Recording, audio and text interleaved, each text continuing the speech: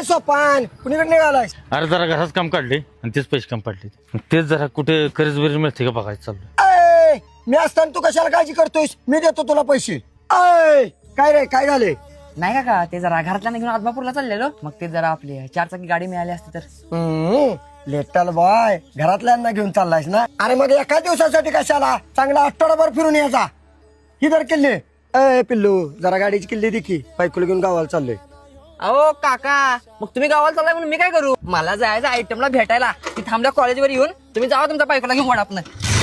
अरे बाळा ऐकून तर घे की रे. अहो काय ऐकून की तुमच्या कामासाठी माझं काम सुरू काय? अरे बाबा अय सोपान घराचं काम झालं नव्हतं का? अरे एक नंबर झालंय. एसी बीसी लावून ओके आहे. चांगला आहे चांगला आहे. बरं 1000 रुपये उसनं मिळतील का? हा बाबा इथं पैसे काय मागू नको. पैसे काय झाडाला लागले तू? इथं माझं मला पुरं झालं घराचं काम करून आणि तुला कुठले पैसे देऊ? हे बिनकामाचा आमचा टाइम वेस्ट करू नको. चल निघित ना.